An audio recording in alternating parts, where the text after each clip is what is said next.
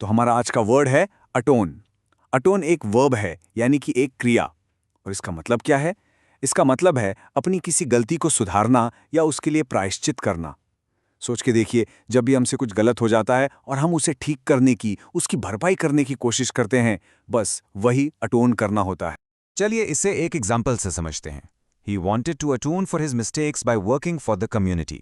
यहाँ इस सेंटेंस में एक इंसान अपनी पुरानी गलतियों को सुधारने के लिए, उनकी भरपाई करने के लिए अपने समाज यानी कम्युनिटी के लिए काम कर रहा है। तो ये उसके लिए अपनी गलतियों का प्रायश्चित करने का यानी अटोन करने का एक तरीका है।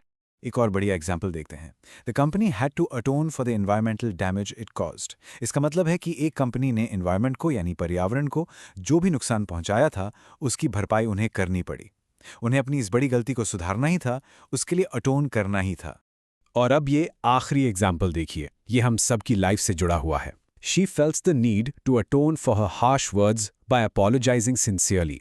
यहाँ किसी ने कुछ कठोर शब्द यानी हार्श वर्ड्स कह दिए और अब उसकी भरपाई करने के लिए उसे दिल से माफी मांगना जरूरी लगा। तो देखा आपने, कभी कभी एक सच्ची माफी ही अटोन करने का सबसे अच्छा तरीका होता है। अब देखते हैं कि अटोन का इस्तेमाल रियल लाइफ में, जैसे किसी कोर्ट में, कैसे होता है। The politician delivered a public apology hoping to atone for his controversial remarks. इसका मतलब है कि एक नेता ने अपने किसी विवादास्पद बयान यानी कंट्रोवर्शियल रिमार्क्स के लिए सबके सामने माफी मांगी, ताकि वो अपनी उस गलती की भरपाई कर सके। ये एक परफेक्ट रियल वर्ल्ड एग्जाम्पल है। चलिए अब अटोन से मिलते जुलते कुछ वर्ड्स यानी इसके सिनोनिम्स देखते हैं।